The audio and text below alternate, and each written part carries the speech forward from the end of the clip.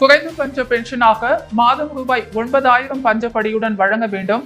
EPF 95 பென்ஷனர்களின் கோரிக்கைகளை ஏற்க வலியுறுத்தி புதுச்சேரியில் ரயில் மறியல் போராட்டத்தில் ஈடுபட முயன்றார். EPF பென்ஷனர்கள் அனைவரையும் போலீசார் கைது செய்தனர். புதுச்சேரி குறைந்தபட்ச பென்ஷனாக மாதம் ரூபாய் 9,000 பஞ்சப்படியுடன் வழங்க வேண்டும். EPF 95 பென்ஷனர்களுக்கு ESI திட்டத்தில் இலவச மருத்துவ சிகிச்சை மற்றும் மருத்துவ காப்பீடு வழங்க வேண்டும்.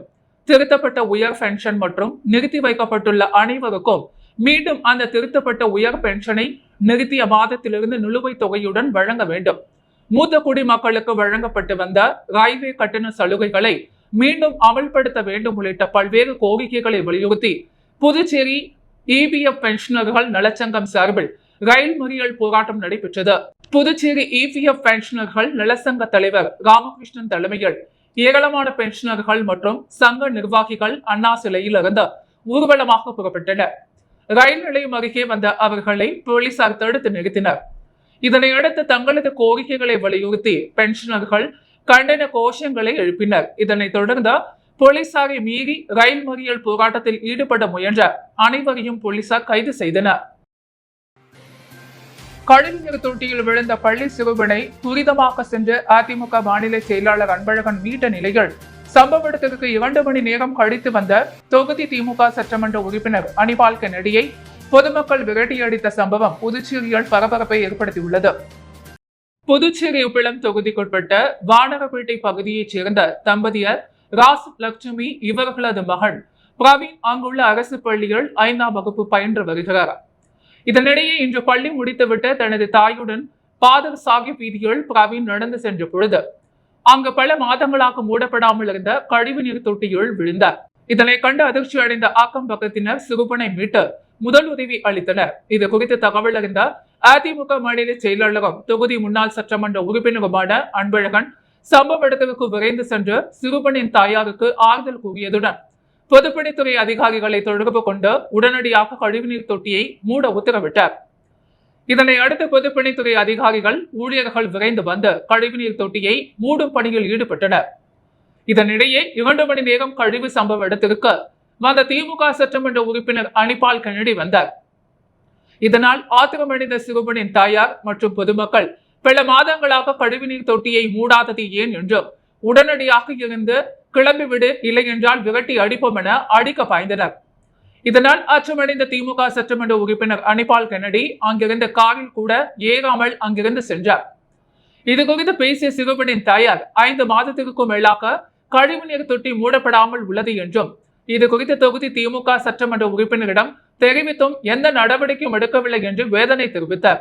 அதனைத் தொடர்ந்து செய்தியாளர்களிடம் பேசிய அதிமுக மாநில செயலாளர் அன்பழகன் தமிழகத்தில் போட்டோ ஷூட் ஆட்சி நடத்தும் திமுக தலைவர் ஸ்டாலின் வழியை பின்பற்றி புதுச்சேரி திமுக சட்டமன்ற உறுப்பினர்களின் செயல்பாடு இருக்கிறது என்று கடந்த 2 வருடங்களில் உப்பிளம் தொகுதி திமுக சட்டமன்ற உறுப்பினர் அனிபால் கென்னடி எந்த ஒரு வளர்ச்சி பணியும் மேற்கொள்ளவில்லை என்றும் இதனால் உப்பிளம் தொகுதி பின்னோக்கி சென்றுள்ளது என குற்றம் சாட்டினார்.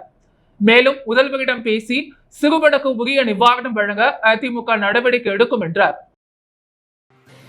புதுச்சேரி நோடாங்குப்பம் உப்பனாறு பகுதியில் தனியார் படகு குழாய் அமைக்க நிலம் ஆக்கிரமிப்பு செய்யப்படுவதாக கிராம மக்கள் நிர்வாகம் அலுவலர் சார்பில் வழக்கு பதிவு செய்து விசாரணை நடத்தி வருகின்றனர்.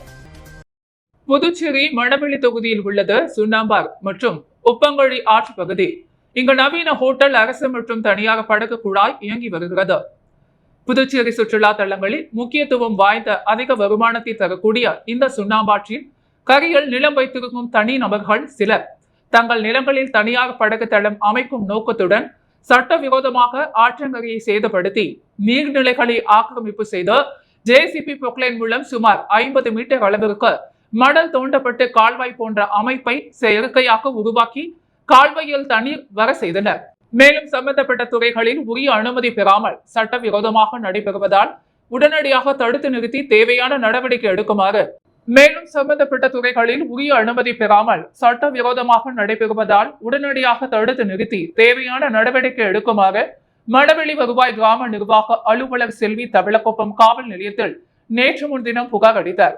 அதன் அடிப்படையில் சப் இன்ஸ்பெக்டர் திருமுருகன் வழக்கு பதிந்து விசாரணைக்கு எடுத்துக் கொண்டார். அதனைத் தொடர்ந்து நேற்று தெற்கு SP வீரவல்லவன் தலைமையில் இன்ஸ்பெக்டர் கலைச்செல்வன் மற்றும் காவல்துறையினர் ஆய்வு செய்து நடைபெறும் மேற்கண்ட பணியை தடுத்து நிறுத்தினர். மேலும் தனிநபர்கள் கொடுத்த ஆதாரங்களை வைத்து தொடர்ந்து விசாரணை நடத்தி வருகின்றனர்.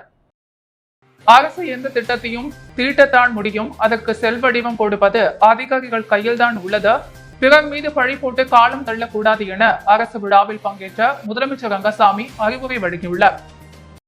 புதுச்சேரி காமராஜர் மணிமண்டபத்தில் அரசுக்கும் டெல்லி NSK FTC நிறுவனம் இடையே கழிவுநீர் பராமரிப்பு உபகரணம் கொள்முதல் செய்ய புரிந்துணர்வு ஒப்பந்தம் கையொப்பமிட்டு நிகழ்ச்சி நடத்தப்பட்டது. நிகழ்ச்சிக்கு துணைநிலை ஆளுநர் தமிழிசை தலைமை வகித்தார். நிகழ்ச்சியில் பங்கேற்ற முதல்வர் ரங்கசாமி பேசும் பொழுது, நீண்ட வருடங்களாக பொதுப்பணித்துறை அதிகாரிகளிடம் வாய்க்கால்களை சுத்தப்படுத்தவும் கழிவுகளை அகற்ற எந்திரம் வாங்க வேண்டும் என கூறி வருகிறேன். அது தற்போது நடந்துள்ளது. இதன் பிறகு இது செயல் வடிவம் பெறுவது உங்கள் கையில் தான் உள்ளது. அதை செய்ய இயலாது என செயலர் கூறுவது போல் இருக்கக்கூடாது. பிறர் மீது பழி போட்டு காலம் தள்ளக்கூடாது. அரசு செயலர்கள் கோப்புகளுக்கு உடனுடன் அனுமதி தருவதில்லை, அதே போல் செயல்படவில்லை. குறிப்பாக பொதுப்பணித்துறையில் ஒப்பந்ததாரர்கள் பணி செய்ய முன் வருவதில்லை. செயலர் மீது குற்றம் சாட்டுகின்றன. எளிமையாக செய்ய வேண்டிய வேலையை கடுமையாக மாற்றிவிடுகின்றன. இதனால் ஒப்பந்ததாரர்கள் அச்சப்படுகின்றனர். இந்த நிலை மாற வேண்டும். புதுவை நகர பகுதிகளில் அதிக அளவு உப்புத்தன்மை உள்ளதாக குடிநீர் உள்ளது. முதல் கட்டமாக ரூபாய் 500 கோடிகள் 50 MLT கடல் நீரை குடிநீராக மாற்ற திட்டமிட்டுள்ளோம். துறைமுக இடத்தில் காலியாக உள்ள இடத்தை பயன்படுத்த திட்டமிட்டோம். இத்திட்டத்தை பொதுப்பணித்துறை செயலர் கண்டுகொள்ளவில்லை. அது ஏன் என எனக்கு புரியவில்லை. வேலை செய்தால்தான் புதுச்சேரி நன்றாக இருக்கும். அவரவர் வேலையை அவரவர் செய்ய வேண்டும். ஆனால் அதை முன்வந்து செய்வதில்லை. நன்றாக இல்லை. அரசு எந்த திட்டத்தையும் தீட்டத்தான் முடியும், அதற்கு செயல் வடிவம் கொடுப்பது அதிகாரிகள் கையில் தான் உள்ளது. இயந்திரங்கள் வாங்கி மட்டும் பிரயோஜனம் இல்லை. மற்றவர்கள் மீது பழி போட்டி அதிகாரிகள் பழக்கப்பட்டு விட்டனர். வேலை செய்ய வேண்டும் என்பதை தொடர்ந்து சொல்வேன். அதற்கு ஏற்றவாறு தலைமைச் செயலர் செயலாளர்கள் இருக்க வேண்டும். அரசு ஊழியர்கள் முழு ஒத்துழைப்பு தர வேண்டும் என்று குறிப்பிட்டார். அதையடுத்து பேசிய துணைநிலை ஆளுநர் தமிழிசை சவுந்தரராஜன் முதல்வர் பேசும் பொழுது தனது ஆதங்கத்தை வெளிப்படுத்தினார். உச்சநீதிமன்றம் ஆளுநர் முதல்வர் பிரச்சனைகளை அமர்ந்து பேசி தீர்க்க வேண்டும் என கூறியுள்ளது. நான் 2 மாதம் முன்பே இந்த கருத்தை தெரிவித்திருந்தேன். புதுவையில் அந்த நிலை இல்லை. புதுவை தலைமைச் செயலாளர் திட்ட கால தாமதத்திற்கான காரணம் குறித்து அமர்ந்து பேச வேண்டும். இதற்கான விளக்கத்தை பெற வேண்டும். துறைதோறும் அதிகாரிகள் பேசி காலதாமதத்தை தவிர்க்க வேண்டும். வரும் புத்தாண்டில் தாமதத்தை களைந்து திட்டங்களை விரைவுபடுத்த வேண்டும். இது தொடர்பாக ஏற்கனவே தலைமைச் செயலரிடம் தெரிவித்துள்ளேன். சில பேர் தெரிவித்து செய்கின்றனர், சில பேர் தெரியாமல் செய்கின்றனர், சிலர் திட்டத்தின் தீவிரம் அறியாமல் செய்கின்றனர். சுமூகமாக இதை திருக்க வேண்டும் என்று குறிப்பிட்டார். விழாவில் பேரவைத் தலைவர் செல்வம், அமைச்சர் லட்சுமி நாராயணன், சட்டமன்ற உறுப்பினர் ஜான்குமார், தலைமைச் செயலர் ராஜீவ் வர்மா, பொதுப்பணித்துறை செயலர் மணிகண்டன் உள்ளிட்ட பல கலந்து கொண்டனர். புதுச்சேரியில் 3 முறை செந்நிறமாக கடல் மாறியது தொடர்பாக 4 பேர் அடங்கிய நிபுணர் குழு இன்று கடலில் ஆய்வு செய்தனர். புதுச்சேரி கடலில் 3 முறை வழக்கமான நிறத்திலிருந்து மாறி செம்மண் நிறத்தில் காட்சியளித்தது. குறிப்பாக குறிச்சிக்குப்பம் கடற்கரையில் கழிவுநீர் கலக்கும் பகுதி துவங்கி காந்தி சிலை பின்புறம் வரை கடலில் நிறம் மாறி இருந்தது. இது குறித்து தகவல் அறிந்த புதுச்சேரி அரசு அறிவியல் தொழில்நுட்பம் மற்றும் சுற்றுச்சூழல் துறை மாசு கட்டுப்பாடு குழுமம் அதிகாரிகள் கடற்கரைக்கு சென்று பார்வையிட்டனர். கடலில் மாதிரியை சேகரித்து ஆய்வுக்கு அனுப்பினர். ஆல்கல் ப்ளூம் எனும் சிவப்பு கடற்பாசிகள் நச்சுக்களை உமிழ்வதால் இது போன்ற செம்மண் நிறத்தில் கடல் நீர் மாறியதாக அதிகாரிகள் தரப்பில் அப்போது தெரிவித்தனர். இருப்பினும் கடல் நீர் மாறியது தொடர்பாக பசுமை தீர்ப்பாயம் கமிட்டி அமைத்து விசாரணை நடத்த உத்தரவிடப்பட்டுள்ளது. இதையடுத்து சென்னை மத்திய மாசு கட்டுப்பாடு வாரிய மண்டல இயக்குநர் வரலட்சுமி, அந்தமான் போர்ட் பிள்ளையாரில் உள்ள புதுச்சேரி பல்கலைக்கழக கடல் சார்பு படிப்பு தலைவர் மோகன் ராஜு, சிதம்பரம் அண்ணாமலை பல்கலைக்கழக மரைன் பயாலஜி மைய உதவி பேராசிரியர் குமரேசன், புதுச்சேரி மாசு கட்டுப்பாடு குழும உறுப்பினர் செயலர் ரமேஷ் ஆகியோர் அடங்கிய கமிட்டி அமைக்கப்பட்டது. இந்த கமிட்டி இன்று புதுச்சேரிக்கு வருகை தந்து கடல் நிறம் மாறியம் தொடர்பாக ஆய்வு செய்தனர். அப்போது கடல் நிறம் மாறிய போது எடுக்கப்பட்ட மாதிரிகளையும் சோதனை செய்தனர். புதுச்சேரி முன்னாள் முதலமைச்சர் நாராயணசாமி துணைவியாரின் 10ஆம் ஆண்டு நினைவு தினத்தை முன்னிட்டு தூய்மை பணியாளர்களுக்கு அன்னதானம் மற்றும் பல்வேறு நலத்திட்ட உதவிகள் வழங்கப்பட்டது. புதுச்சேரி முன்னாள் முதலமைச்சர் நாராயணசாமி துணைவியார் கலைச்செல்வியின் 10ஆம் ஆண்டு நினைவு தினம் இன்று அனுசரிக்கப்பட்டது. இதனையொட்டி எல்லையம்மன் கோவில் வீதியில் உள்ள முன்னாள் முதலமைச்சர் நாராயணசாமி வீட்டில் அலங்கரித்து வைக்கப்பட்டிருந்த அவரது உருவப்படத்திற்கு மலர் தூவி அஞ்சலி செலுத்தினர். தொடர்ந்து தூய்மை பணியாளர்கள் 200க்கும் மேற்பட்டோர்களுக்கு அன்னதானம் மற்றும் இலவச சேலைகள், பிஸ்கட் ஆகியவை வழங்கப்பட்டது.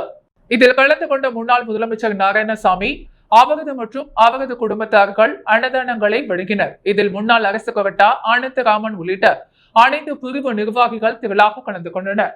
புதுவையின் அன்றாட நிகழ்வுகளை காண பாண்டி ஹெட்லைன்ஸ் யூடியூப் சேனலை சப்ஸ்கிரைப் பண்ணுங்க.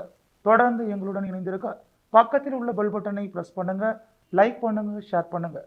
என்றும் உங்களுடன் பாண்டி ஹெட்லைன்ஸ்.